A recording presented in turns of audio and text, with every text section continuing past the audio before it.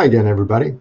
Before we get into this afternoon's video, I wanted to very briefly revisit the topic from my last video, which is about stock options expiring worthless and making sure you never let that happen.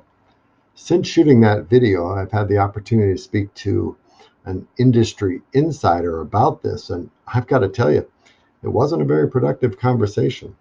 The company is aware that this unfortunate situation happens a few times a year, and there is no appeals process. There's no extensions. There's no wiggle room to make somebody whole if this unfortunate situation should arise. So, not to completely redo the last video, you take a look at that. But whatever you do not let stock options expire worthless.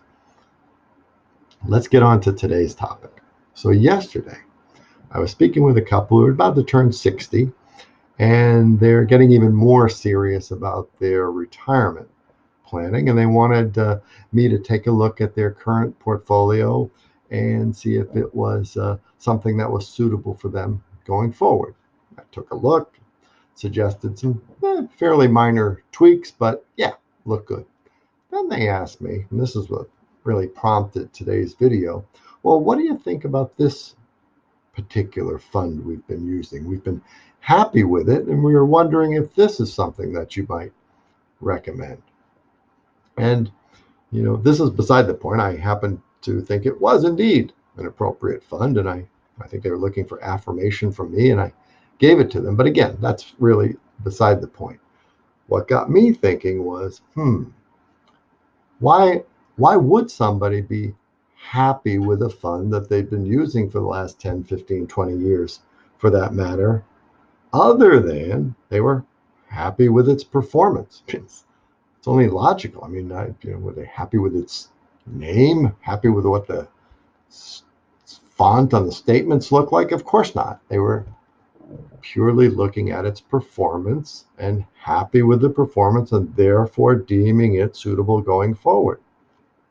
So, what have we read or heard or seen hundreds, probably even thousands of times over the last few decades? We've seen past performance is no guarantee of future results. Or something quite similar, past performance is not indicative of future results. Absolutely ubiquitous on every investment marketing material anywhere to be seen. So then I got thinking a little bit further about something in my life.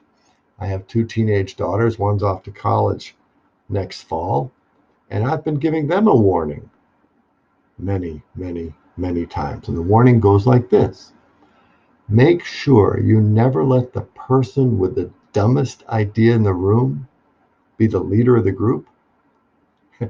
I'm deadly serious about this warning, but I'm starting to wonder, maybe I've said it so much that they're tuning this out as well. So let's go back to that average investor. Maybe they've seen that past performance warning so often that subliminally, subconsciously, they've completely tuned it out. Whatever you do, never tune that out. Never a truer word was spoken. Now, so if we can't rely on past performance, what can we rely on? That's going to be the topic for the next video that I'm going to try and put out very shortly to help you, when we're done with that, so deeply internalize the understanding of what is important that in an odd sort of way, if you do ignore that past performance heed, it's simply because you've already understood so thoroughly why that doesn't apply that you're very comfortable going forward with what is important in selecting appropriate investments. All for now. Thanks for watching, and see you soon.